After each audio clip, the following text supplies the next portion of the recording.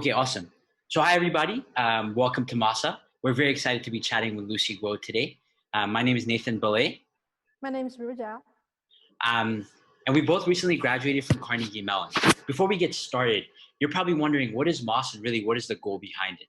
You know, Ru and I started MASA about 2 months ago as a peer-to-peer network platform that we hope will be able to learn, develop, and grow together as future leaders. Our simple goal is that you who came ambitious will be able to leave inspired after our chats and many more. Lucy is someone that's excelled in her life. She's created Scale AI, which is Silicon Valley's latest unicorn, created apps that has given us global attention. So by listening to people like Lucy, we hope we'll be able to gain a sense of direction so that we ourselves can be able to start building our dreams. So let's go ahead and quickly, we want to also better understand our audience. So please go ahead and answer these 2 short poll questions so that we can better cater to you guys in future events. Thank you guys, and we're very excited.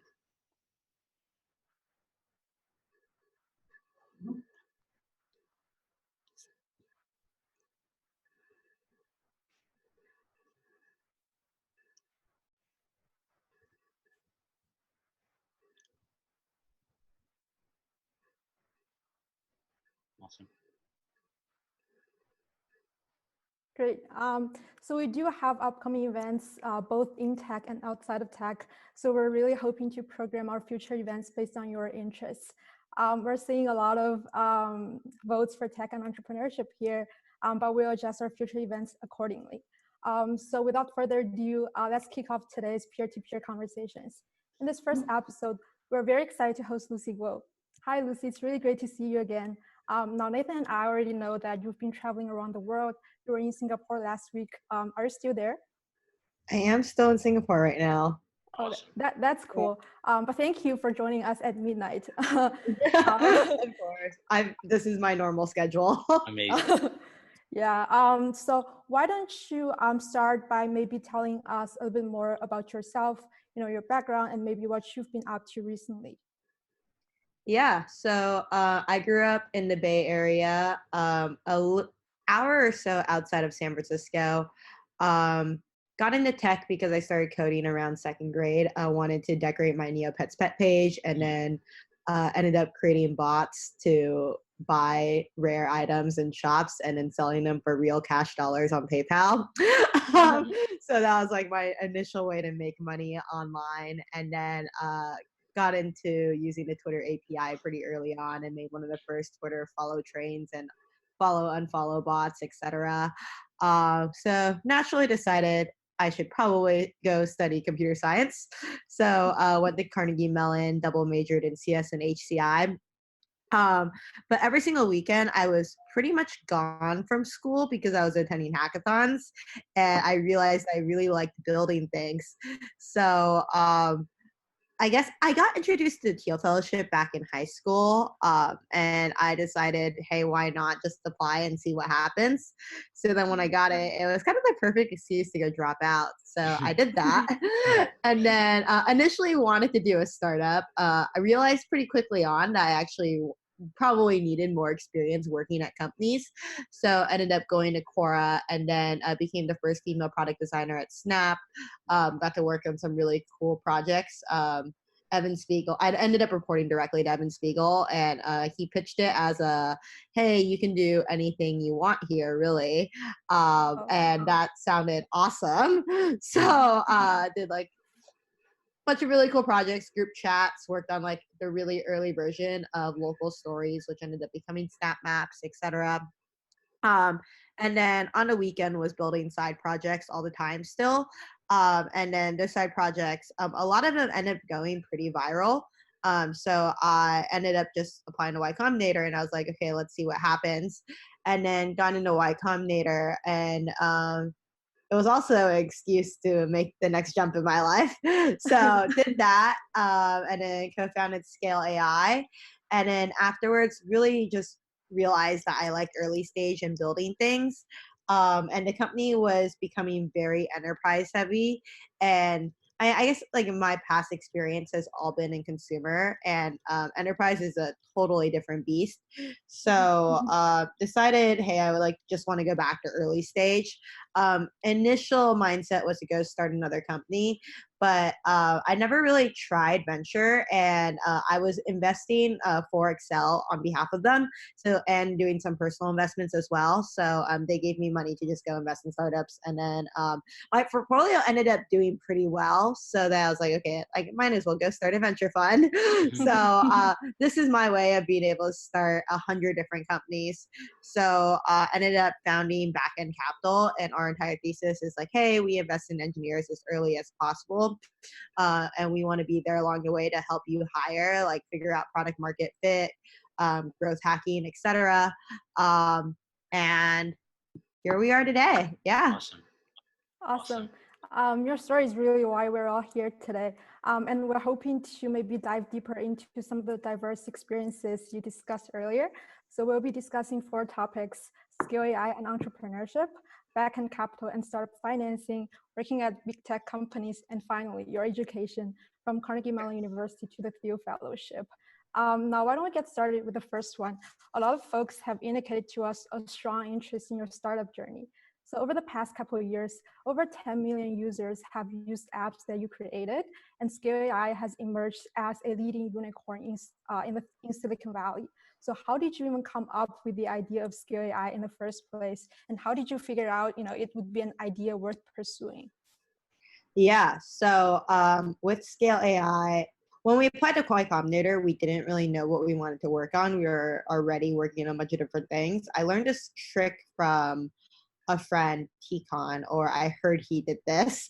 He never really confirmed it, but the rumor has it that Script and Parse came out of 50 landing pages, and he just created landing pages and tests to see which one had the most demand. And in my head, this made sense because a lot of startups waste time building products versus seeing if customers even want their product to begin with. So we just built a bunch of landing pages. And then when we applied to Y Combinator, the landing page we applied with was a healthcare app called Ava. The idea was that like, hey, there are a lot of doctors out there, but you don't actually know what a doctor is good at. So we're going to use data and like figure out, is this doctor actually really good at jaw surgery, for example? And if so, then we will route you to this doctor for your specific procedure. And that landing page honestly didn't do super well. I think at the time we thought it was doing well, but realistically landing pages should be going to 3rd degree networks, 4th degree networks for consumer apps without you actually having to advertise it and bug everyone.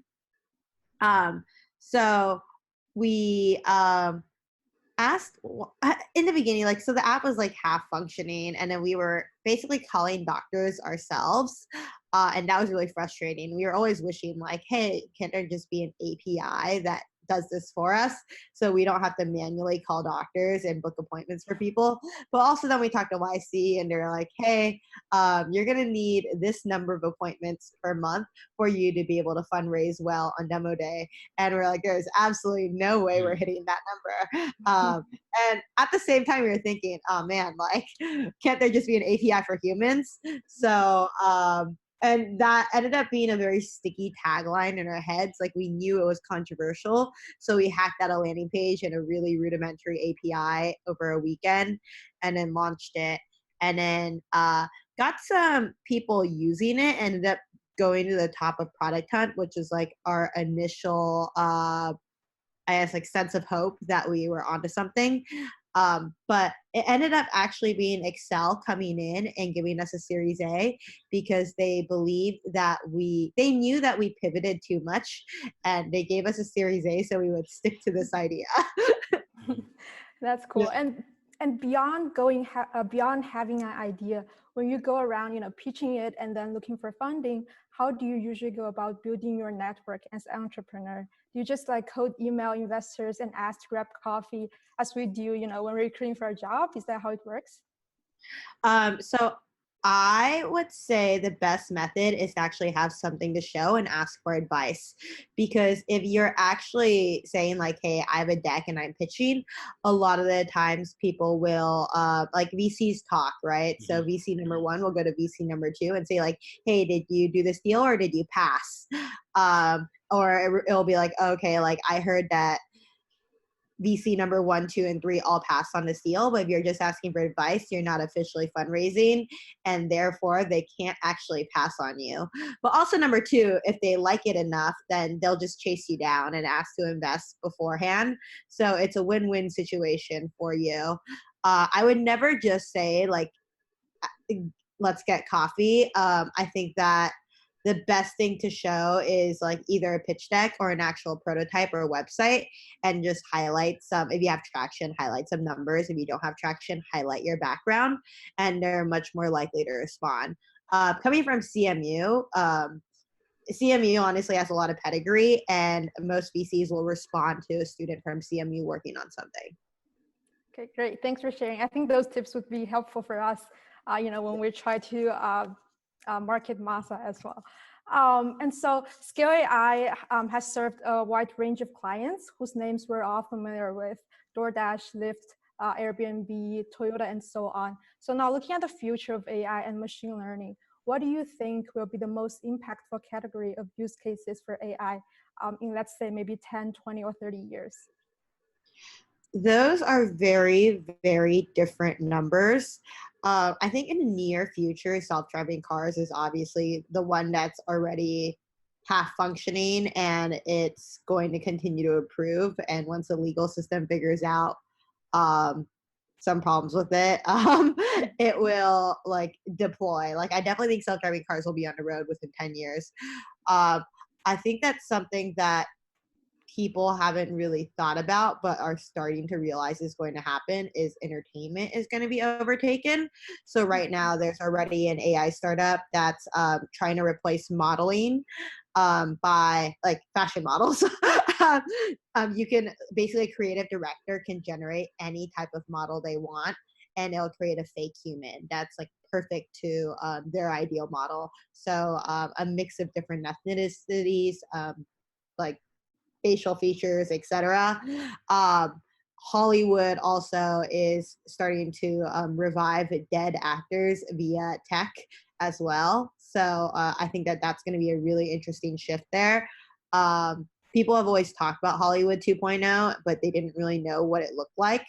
And I think it's going to be overtaken by AI. And it's probably going to be, there's going to be a lot of outcry about that. Mm-hmm. I think also in the nearer term, just NLP in general, you can imagine that sales calls can improve. There's going to be like automatic summarization of, let's say, really boring legal docs, better customer service, etc. If we're talking longer term, I think healthcare is going to change. You can imagine that right now, I'll just go into a specific example of a company I invested in. Mm-hmm. They essentially stuffed a bunch of research papers into an AI model to try to eliminate animal testing or like reduce animal testing for drugs by 90% or so. Like they can predict how an animal will react to certain chemicals. I think that this is going to be further, like AI is going to be further used for science research to cure diseases. Yeah, and then maybe like in another 10 years, I think customized learning, etc. Like education is definitely going to change as well. Mm-hmm. That's interesting. I didn't know much about the entertainment space before, but I definitely look into it. Yeah. And what do you see as the biggest challenge for the growth of AI? Would it be data privacy, legal issues, or maybe the technical component itself? Yeah. So I think right now it feels like trust is actually the biggest issue, because like AI can diagnose better than doctors, right? But let's say that like you have cancer, like you're getting a really bad diagnosis. People feel closer to humans and trust humans more. AI is really bad at delivering empathy. I also think that people don't feel comfortable when they don't understand how decisions are made. And AI feels like a black box right now that not many people understand. And then I think the next thing is probably legal. Like if AI causes damage, who is at fault? Two self-driving cars hit each other. Like if you're not legally required to be at the steering wheel. Who is at fault? Yeah.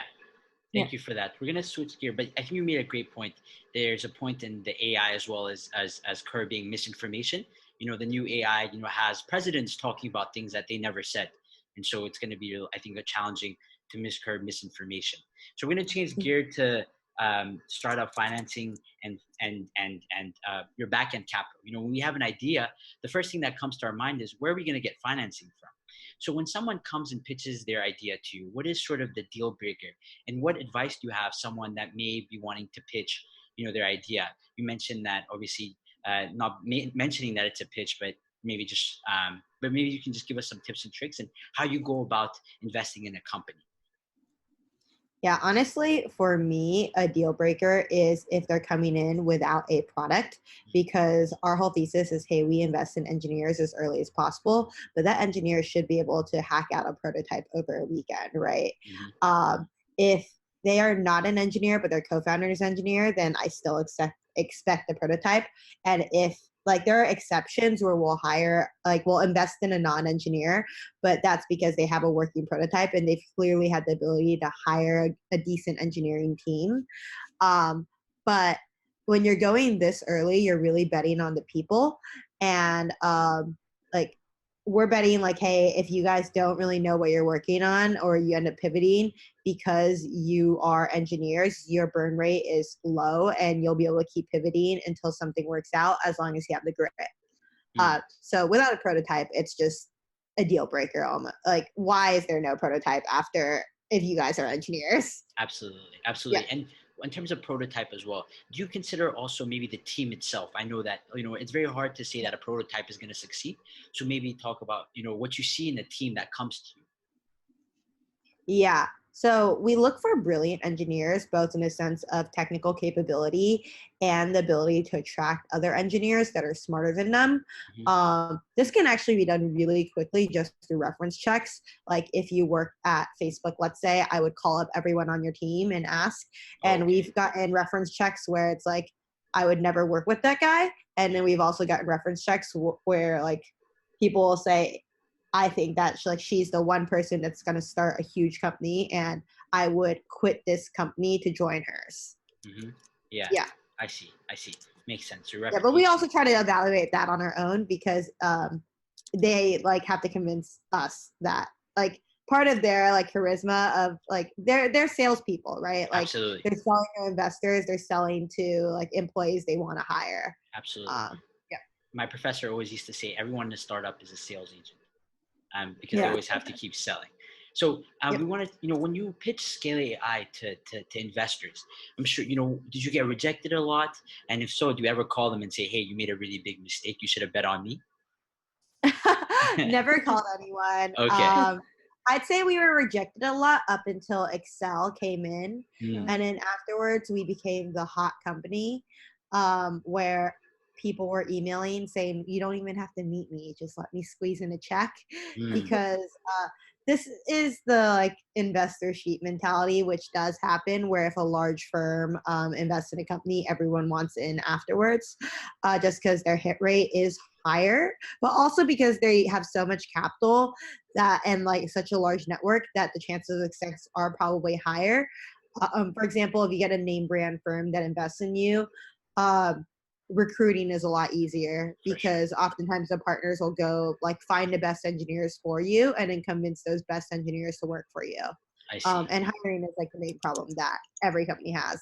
If you think about it, even if you copied a company exactly, and let's say you had no vision, and you alone couldn't take down that company or outcompete the company, if you could hire people significantly smarter than you and smarter than the competing company, you still win. Yeah. Assuming you can retain them. Yeah. Okay, it makes sense. Thank you for that. Now we're going to switch gear, from the startup scene. You said that you were, working at big tech companies. When I worked for a company, I think some of the desires did fuel my energy to start something of my own. Did that happen to you as well? When you're reporting to people, you're like, I really want to start my own thing. Is that how it sort of, did it fuel your desire to start, your own company? Yeah. I mean, I would say that desire definitely came back while I was at Snap, and it was a unique case because at Snap I had probably more freedom than I would have had at any other company. Absolutely. Just because Evan will admit this too, but he's like not really a manager. Yeah. So when he manages you, you're kind of just on your own, which is awesome. Like he gives you a lot of trust and freedom. But Yeah. yeah, I guess I still wanted to work on my own thing. I was like stuck on that versus there was still like a little bit of red tape at Yeah. Snap, right? I see. Like it's impossible not to have red tape at all at any company. And I've just been building stuff since I was little. I don't remember this, but my mom said that like when I was in first grade, I would just buy pencils and resell pencils, like colored pencils at school. So I think I always had the like entrepreneurship streak in me. Absolutely. And I just needed to feel comfortable to jump in again after initially dropping out didn't work. I see. That's amazing. Yeah. And for people that don't know who Evan Spiegel is, he's the founder and CEO of Snapchat. And he graduated from Stanford. And Lucy was saying that, she directly reported to him. And I'm sure he's a great coworker to have, I guess, as from what. But Yeah. moving forward, like what advice or tips do you have for someone that may be aspiring to work such companies like Facebook, Snapchat, and Quora? What tips or tricks do you have, and that you made all these big companies, want to hire you? And I also wanted that as well. So what sort of tips and tricks do you have for someone that may be recruiting for those companies? Yeah, so I'm going to give you the obvious one and a non-obvious one. The obvious one is like just find a friend that's already interned or worked at the company, and if they submit a good internal referral, you get to skip the entire interview process until the last step. So for example, like at Microsoft, they'll just like fly you out and you just do it. At Facebook, you need like one interview and then you get your internship because you're just fast forward to the last step. The non-obvious one, I think, is that a lot of companies have like red tape, or let's say they have like certain requirements that you may not fit the bill for. But what I remember doing is at a CMU career fair, I was carrying my laptop around with my portfolio website open on my laptop. And initially some companies would like kind of turn me away. And then the second, like there would be like another person standing that was like an actual engineer, product designer and whatnot. And they would stop the recruiter and say, no, wait, I want to talk to her. And they would go through my portfolio and be like, this is awesome. Yeah, absolutely. Thank you for that. Yeah, I think the non-obvious one is definitely not obvious. But yeah, that's about, we're going to switch gear now to education and Thiel Fellowship. Yeah, I certainly wish I had known you back when I was recruiting. These are really helpful tips. So Lucy, you have a very unique, or let's say unconventional education background. The computer science program at Carnegie Mellon is one of the best in the nation or even in the world. And you were once a student there and also studied human-computer interaction, another cool program, but you decided to drop out for the Thiel Fellowship, which requires participating fellows to skip or even drop out of college to receive a grant of $100,000 to start building their dreams. And so what prompted you to make that decision? Did you find it essential to drop out of school to become a successful entrepreneur? When we look at founders of today's tech empires, people like Mark Zuckerberg, Bill Gates, and Steve Jobs, there seems to be a trend there. Yeah. So I think it was a mix of things. I've always had a rebellious streak, and I really liked pissing my parents off. I used to piss them off, to be like quite frank. I also just felt like I wasn't learning that much. I was learning a lot at Carnegie Mellon, but I felt like I could learn more in the real world. A, and B, I was never really at school anyways. Like I said, I was just at hackathons building stuff. And I would say like over a weekend at a hackathon, I felt like I learned more than I did like an entire semester. And it felt relatively low risk. Like in my head, I was like, worst case scenario, like I can always go back to college, right?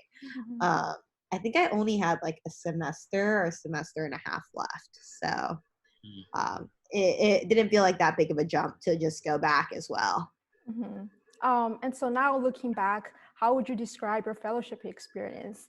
If someone's currently considering the dropout option, would you advise him or her to go for it and follow the same path?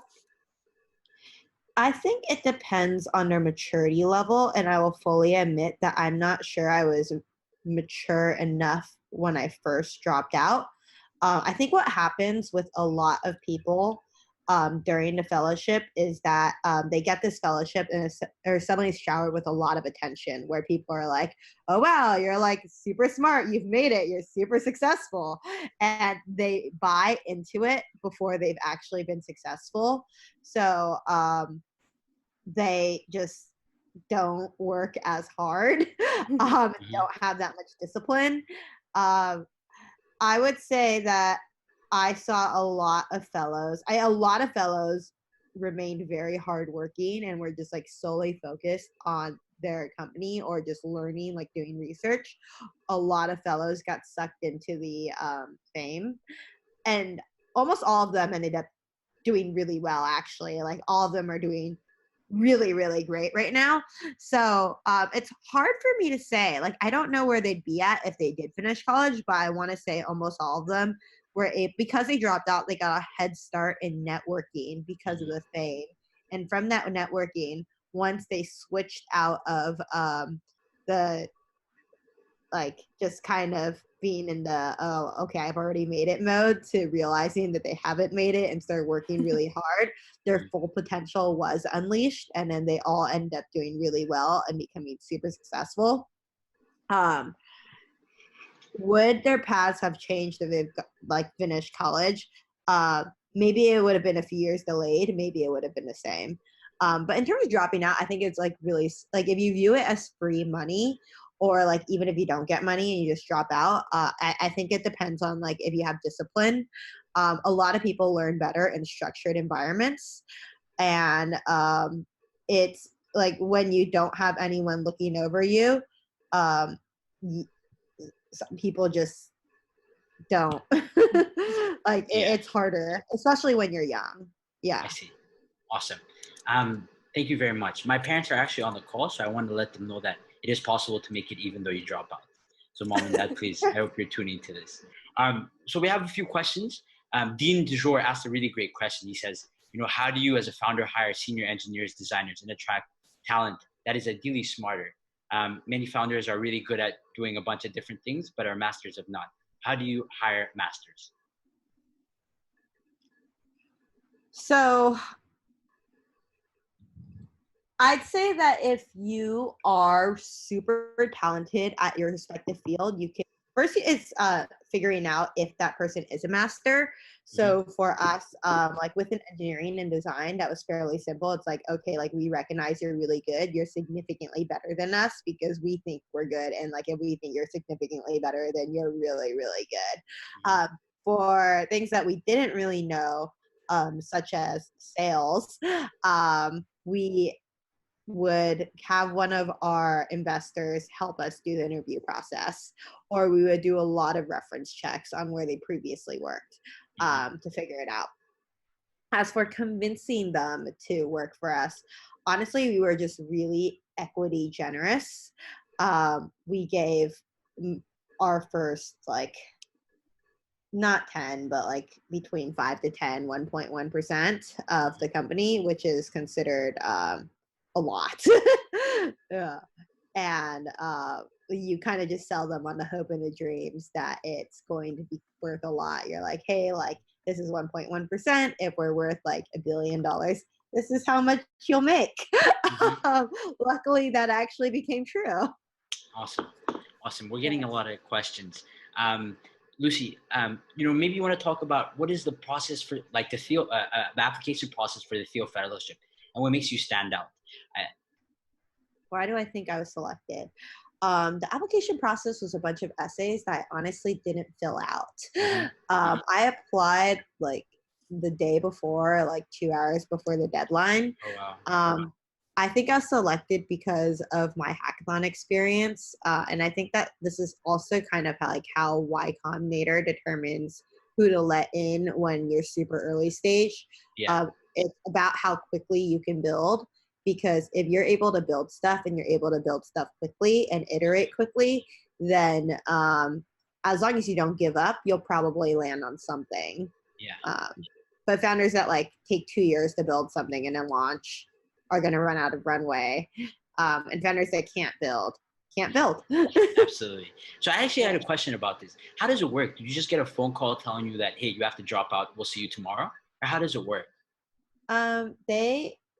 So after they decide that you're like in the finalist round, to fly you out to San Francisco, and then you do like a little pitch in front of everyone. I guess they're judges, and then you meet all the different fellows, and the fellows will give feedback. Like you meet the existing fellows, and the existing fellows will give feedback to the people who run the Thiel Fellowship, like, hey, I think this person should be part of the Thiel Fellowship, or hey, I don't think this person should be part of the Thiel Fellowship.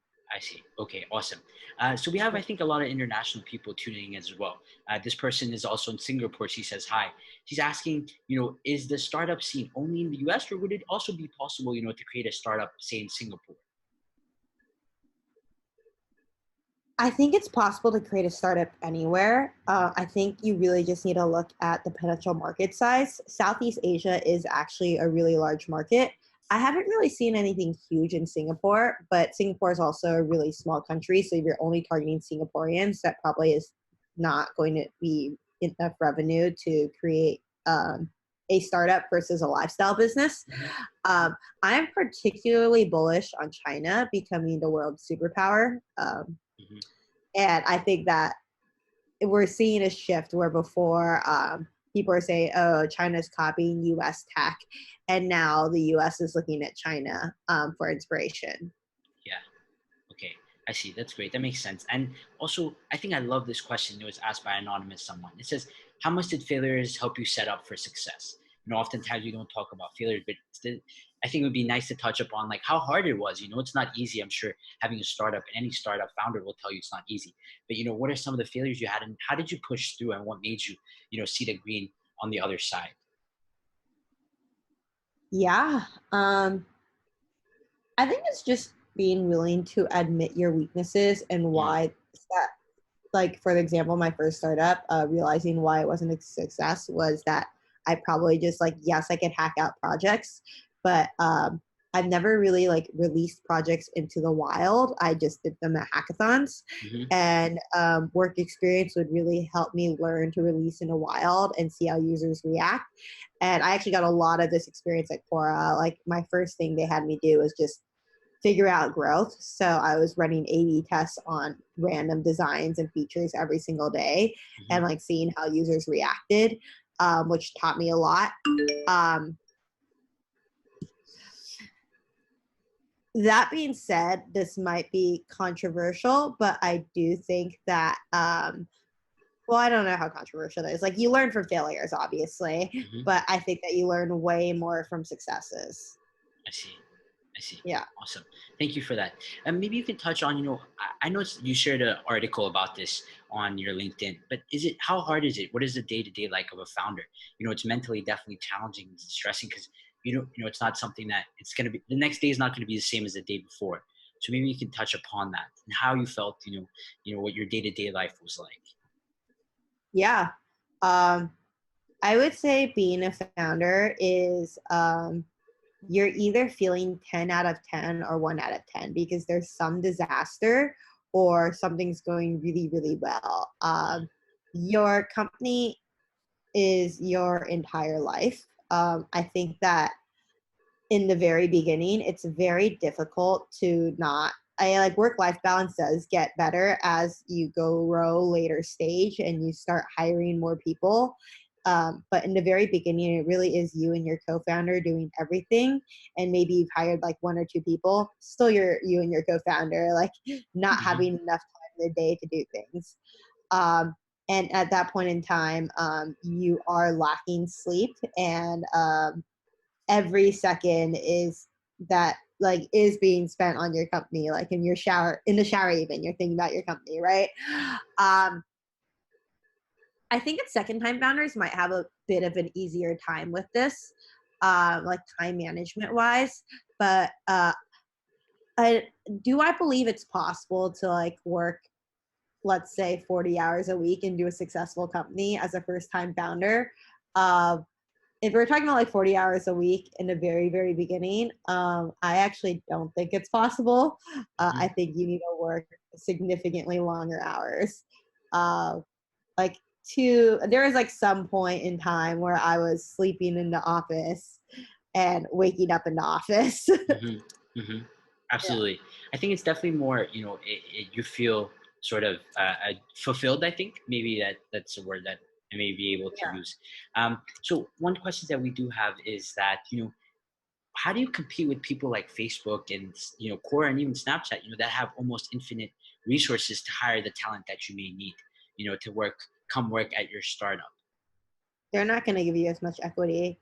Startups, there's like, if you join early enough or even at a Series C, you're talking about like generational wealth that employees can potentially earn, and they get really excited by that. Also, they realize that at large companies, they're just not owning the product. Like at Facebook, you're changing one feature and they'll be like, oh yeah, like this line of text you're changing. Millions of people are going to see this, but it's still ultimately a small feature and it's not a really interesting engineering challenge.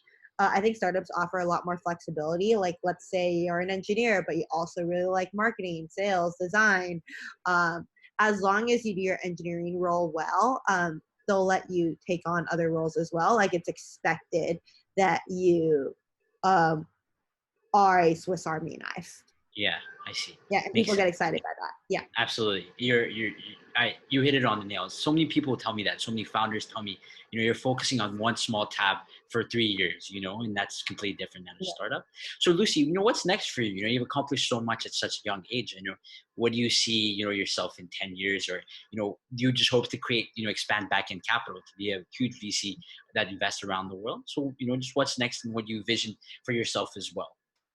Yeah, so I think I'm an operator at heart, and my ideal situation would be figuring out how to like actually start 100 different companies plus. So one thing we experimented in February was this thing called the Hacker Fellowship, where we lived with a bunch of engineers and we were helping them figure out what ideas to work on, figure out who their co-founders should be, helping them like design, find customers, growth hack, find investors, fundraise. And it really did feel like we were starting a bunch of different companies. Ideally, I would like to scale that program and then turn it into like a incubator, accelerator, studio model of sorts, and maybe all three, depending. We're still experimenting with it, super new, but we did get a few companies out of it that have successfully fundraised. And that was after only 3 weeks because COVID hit. So I'd say like overall, that program showed promise. Yeah. Awesome. Thank you very much. That wraps up our live Q&A session. We're really thankful. Ru will take it from here. Yeah, we want to say thank you so much for submitting all those great questions. And Nathan, I actually really enjoyed reading them. So please keep inspiring us with your insights. And Lucy, thank you for your answers. Now, before we wrap up, we'd love to hear, Lucy, some of the advice that you might have for aspiring young individuals on this call like yourself.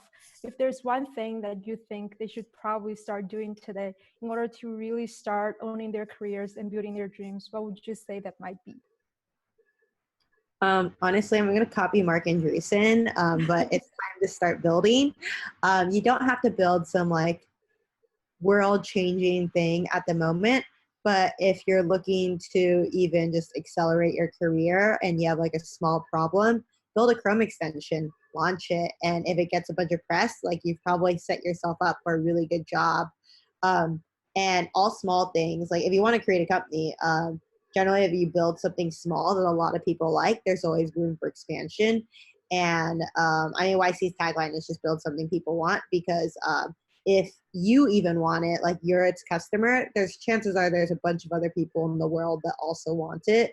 And if they really, really want it, you've just built your first company, essentially. I see. Awesome. Yeah.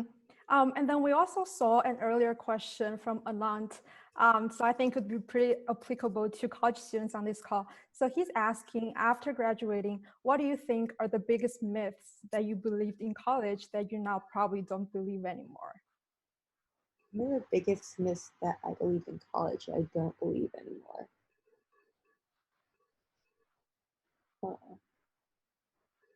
Different colleges think so differently. Like Carnegie Mellon isn't actually very entrepreneurship driven, at least when I was there. So the path that everyone was thinking about going was just, hey, like go to a large company. Versus at like Stanford, it's like all large companies are horrible. I think it's like a little bit of an in-between where you should probably go intern at a large company, which is like, I think at least, like intern at a large company, do it like your first internship, get that brand name on, and then once you get that brand name, all doors open up. Like startups will want to interview you, VCs will contact you, etc. But it is pretty helpful to have like one large name on. And then I would say on the entrepreneurship side, I think that people just like worldwide almost think that dropping out is such a big risk and such a big deal. And this is just something I don't really understand because like overall, you're probably going to come out net positive even if your startup fails. And this is why. Okay. So let's say you start a company and you raise a small amount of funding and you don't hire anyone.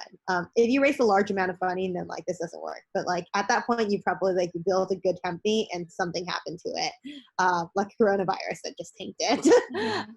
But let's say you like dropped out of college and you raised $1 million or less, and it started a company. It didn't work out.